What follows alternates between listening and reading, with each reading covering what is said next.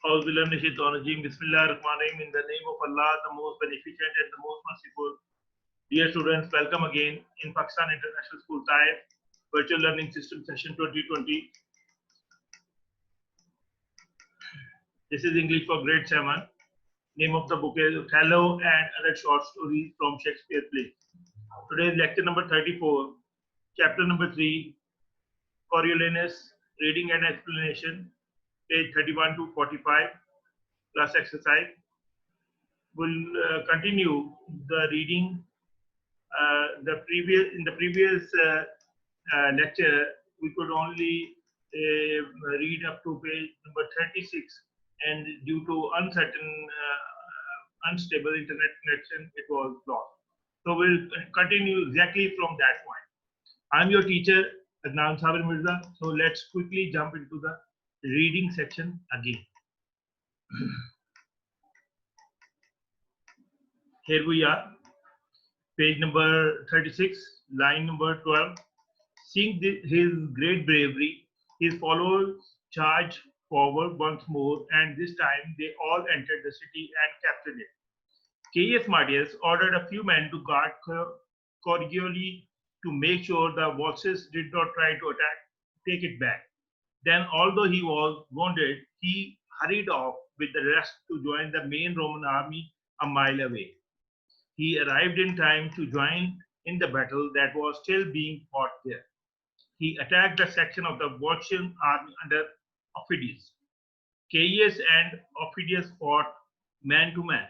It was a long, hard fight, as both men were good soldiers and they were both very brave. However, Caius was too strong for Aufidius and slowly began to beat him back. Fortunately for Aufidius, some of his followers came and rescued him, but they could do nothing else. The Volscian army was beaten and had to surrender. The Romans treated their enemies with mercy. After the victory, they gave back the city of Corioli to the Volscians. But Aufidius hated the Romans, and most of all, he hated Caius Marcius, who had beaten him many times in battle. He decided to work against Caius Marcius and try to destroy him. Through the courage and strength of Caius Marcius, the Romans had won a great victory. For this and for his part in the capture of Coriolanus, they offered him most of the property that had been taken from the Volsces. But he said he wanted nothing. The honor of serving Rome was enough for him. He was therefore given a special name. From then on, Caius Marcius became known as Caius Marcius Coriolanus, the people's hero. The news of Roman victory and Coriolanus' bravery soon reached Rome. Everyone was pleased except the tribunes. They were happy about the victory, but they were angry with Coriolanus had been so successful. The tribunes watched Coriolanus returning to Rome in victory. They watched him being praised by his friends. They saw how even the common people cheered him, and they dared not to show their displeasure.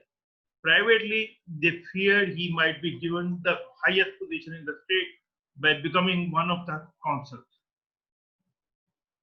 If he did, they thought he would use his power to take away the rights of the people. The tribunes were very worried about this. Their only hope was that this proud behavior would cause his own defeat.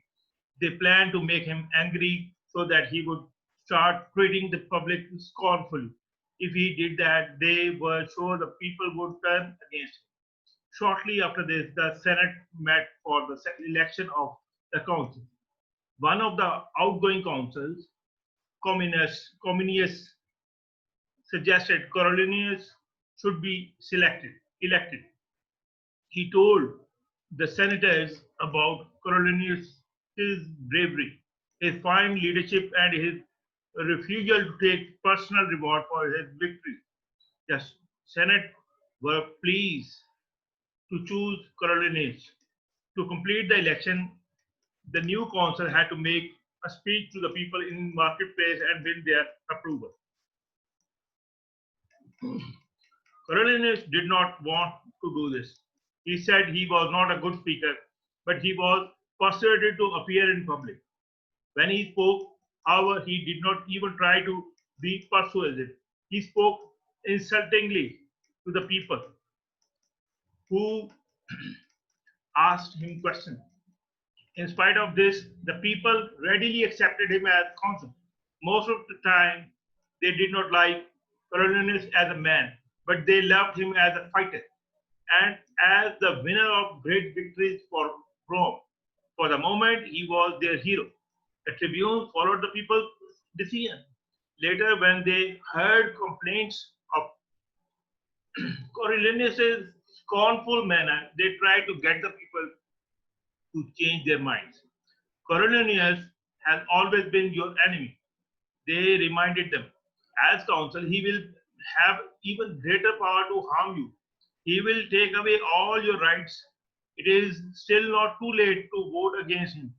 Say, if you like, that we told you to vote for him, and it was to please us, your tribune, that you did so. The people turned against Coriolanus. Coriolanus began his new duties as consul.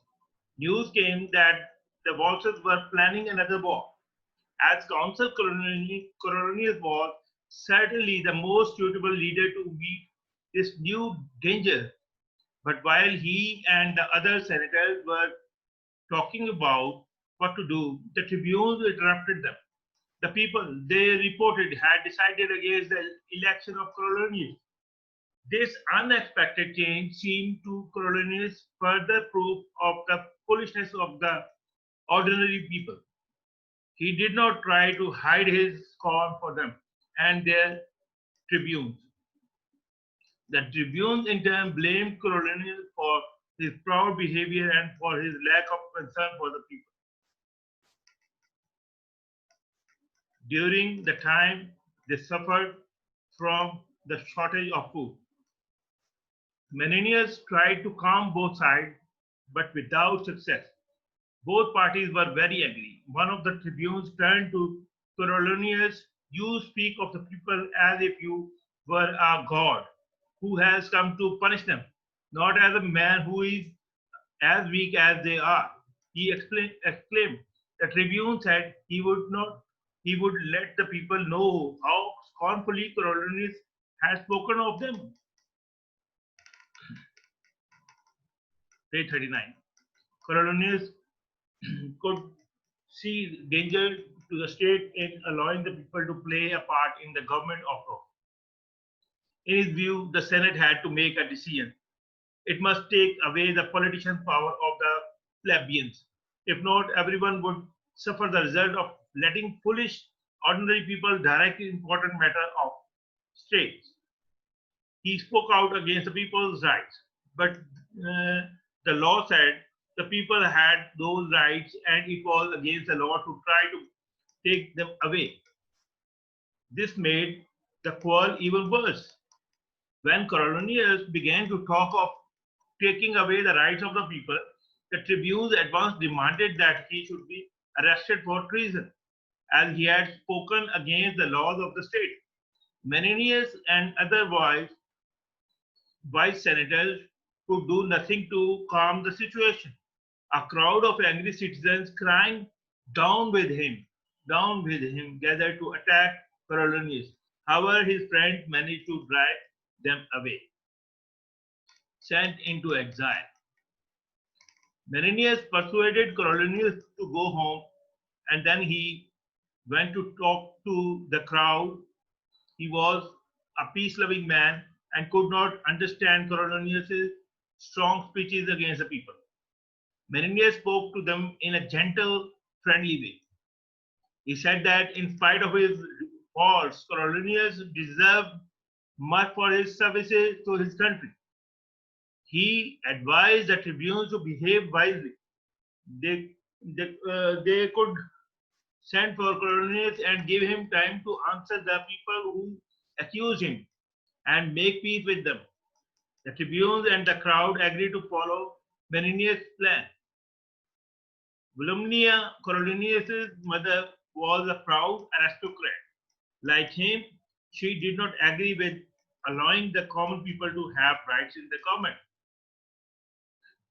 But she urged me requested, but she urged him to be milder in his answer to the crowd. Milder means softer, soft.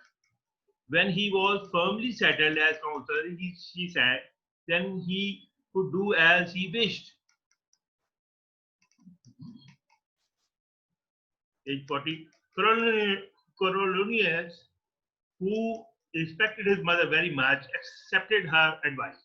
Menenius and a party of friends from the Senate came. They urged him to apologize to the people. At this point, Comenius brought news of an angry riot. The safety of Coriolanus, his family, his friends, and the city was in danger. Coriolanus unwillingly agreed to face the people and answer their accusations carefully, even if he had to flatter them by saying good things about them that he did not mean.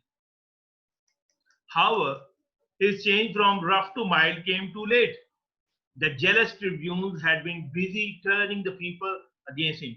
They had prepared many traps to make him lose his temper and so speak scornfully to the people. The citizens were advised to accuse Coriolanus of trying to be a tyrant and taking all the power of the state for himself, or of being a traitor against the state.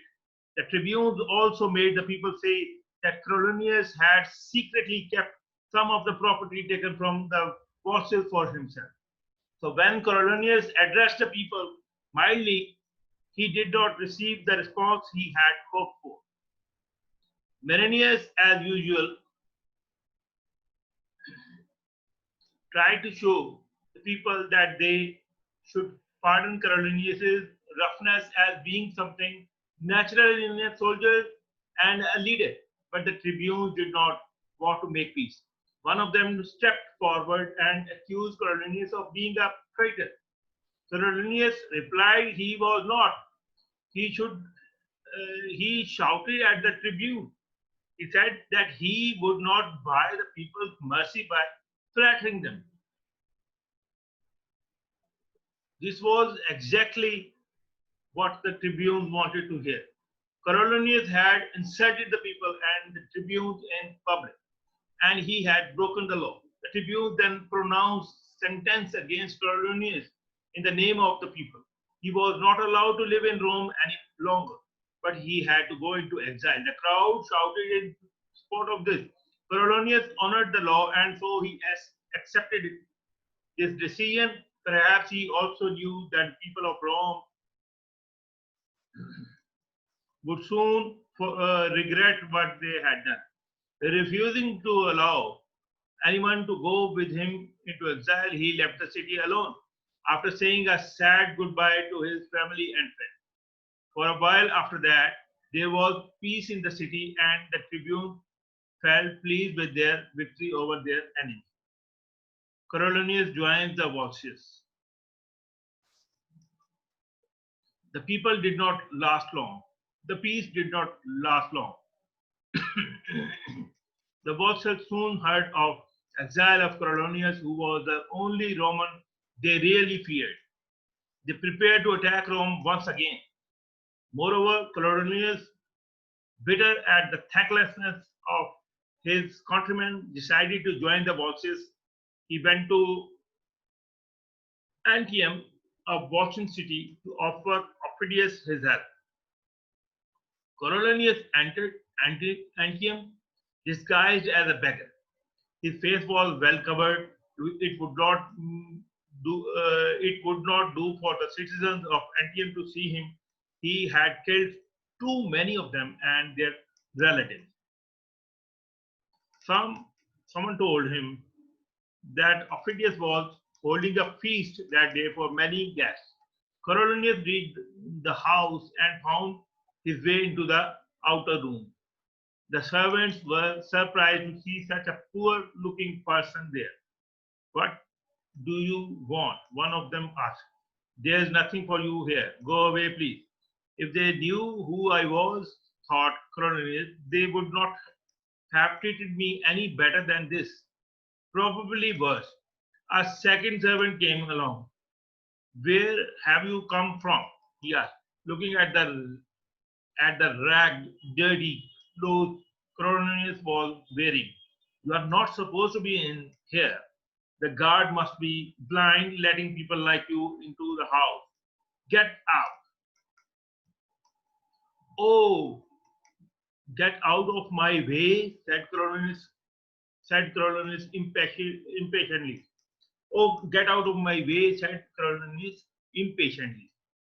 Get out of your way? You get out. Get out of the house. Now you are making trouble for yourself, said Cornelius dangerously. Oh, what a brave man this is, the second servant responded.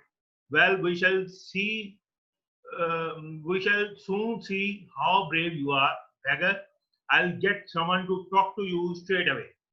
I'll go and fetch the master, said the first servant and hurried out. A few minutes, Aufidius came over. So, where is this fellow? He asked.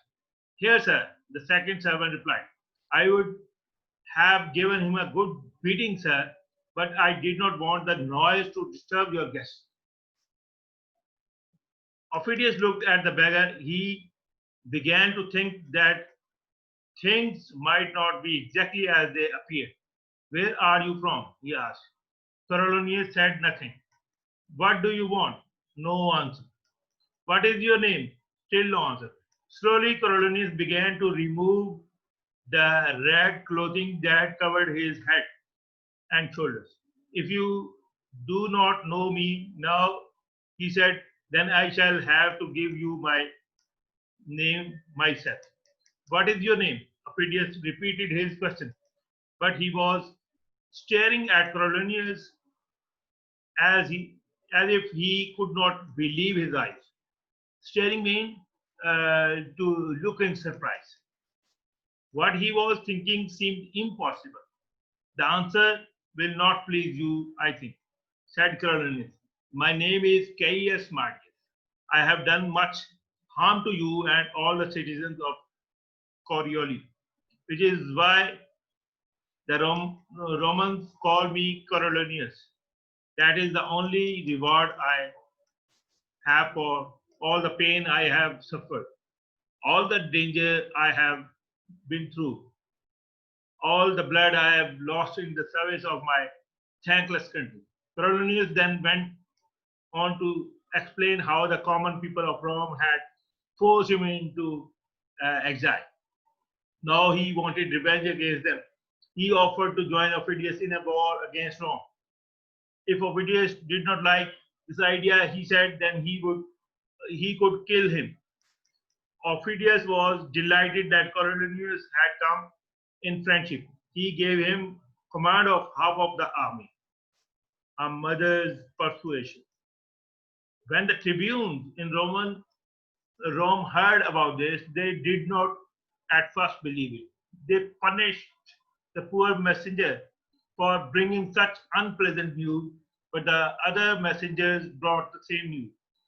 Menenius and Cominius pointed out to the tribunes the terrible results of their banishment of Cornelius. Banishment is exile, sending someone out of the country.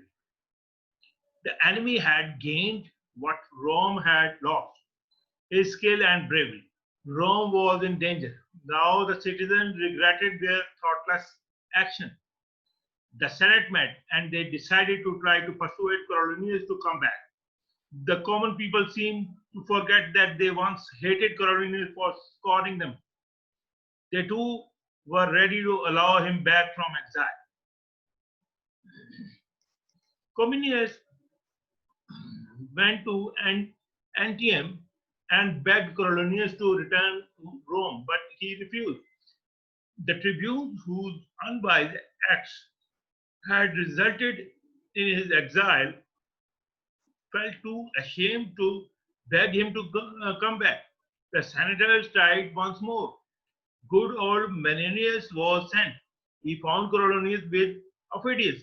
With tears, he urged Coriolanus to pardon his countrymen. Coriolanus would not listen. He stopped him while he was speaking and sent him away. As a last hope, his mother, wife, and little son were sent to him. It was indeed difficult for Coriolanus to harden his heart against them. He was afraid to see them in private in case he gave in to them.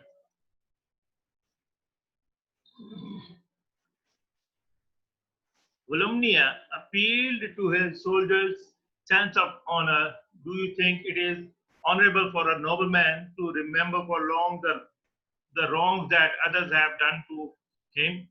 She warned him that if he fought against his own country, he would be cursed forever. If he would not return, then she begged him to be at least make peace between Rome and the Volsces. Coriolanus could not refuse to listen to to the combined appeals of his wife and his mother and his child. "Oh, my mother," he exclaimed, "you have won a happy victory for Rome." Suddenly, he remembered Aufidius, who was standing near him. How could he make an enemy of his new friend? "Aufidius," he said, turning to him, "though I cannot make true wars, I will make a good peace. If you were in my place, could you have refused your mother or given her any less?" Before he joined the Botchian leader to arrange a peace, he parted from his family with his, with this phrase: "Ladies, you deserve to have a temple built to you. All the swords in Italy could not have made this peace." Aufidius knew that the peace was not yet made. At last, he saw a chance for revenge. His old enemy was in his hands. Aufidius takes revenge.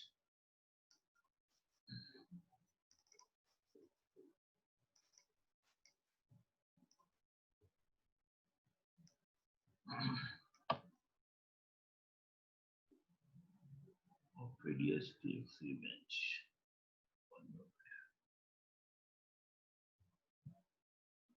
Yes. In Rome, the people waited anxiously to hear the news that tribunes no longer felt glad of their victory over Claudius. They feared for their own lives. The people now saw that the tribunes were the cause of all their troubles. The tribunes not only lost their popularity, but were also in danger of being put to death. Suddenly, matters changed. Welcome news arrived that Coriolanus had decided to make peace. Crowds followed the senators to meet the returning ladies. Volumnia and Coriolanus' wife waited eagerly for his peaceful homecoming. But Aufidius was now ready for his revenge on his old enemy who had so often beaten him in battle. He was also jealous of the good name Coriolanus had made as a leader of the Volscian army. Secretly, he informed some of his followers that Coriolanus had decided to make a peace to spare Rome. He hinted that Coriolanus wanted to keep the Volscians from their chance of a splendid victory. He had become a traitor to his new friend. Coriolanus met the Volscian nobles. He told them of the happy ending of their quarrel with Rome. To his surprise, Aufidius accused him of betraying the Volscians because of a few tears from his wife and mother. Instead of answering calmly, Coriolanus, always a man of honor, answered angrily. He called Aufidius a liar. He said if he had his own sword with him, he would cut the Volscian leader to pieces. There was a great excitement. Only one of the nobles asked for calm, but no one listened to him. Ophidius and the rest of the Volscian nobles took out their daggers and killed Coriolanus. This then was the end of Coriolanus. He had none of the cunning and evil ways of Ophidius. Even the citizens of Corioli, against whom he once fought, said, "He shall have a noble memory. He was a brave soldier and a fearless leader." But it was merely his own pride that ruined his life. So that was a great story, another great story by Shakespeare. Now this is the exercise. Put the end of the sentences in right places. A hated having to win the approval of the people. Could not refuse when his mother asked him to make peace. C called them dogs and blamed them for being so stupid. D said said the honor of serving Rome was enough for him. E insulted the people and the tribunes in public. The Romans captured Corioli and offered Caius Marcius most of the people that had been taken. Caius Marcius, number one. D said the honor of serving Rome was enough for him. For this, the number one is D. For this, the Roman called the Coriolanus, him Coriolanus. The people agreed Caius Marcius had done much for Rome. However, Caius Marcius C called them dogs and blamed them for being so stupid. He said rough people needed to be ruled firmly. Cominius suggested that uh, Coriolanus should become a consul. However, Coriolanus, number 3A, he did not want to make a speech in the marketplace. Coriolanus became angry when one of the tribunes called him a traitor. E. By doing this, he broke the law of Rome and he was sent into exile. Coriolanus met Ophidius and said he would join him in his war against Rome. However, later he, number 5B, because of this, the Volscians killed him, thinking he was a traitor. So this is the end of chapter number 3, and this is the end of your syllabus of your midterm. So see you in exam. Best of luck. Goodbye and salam alaikum.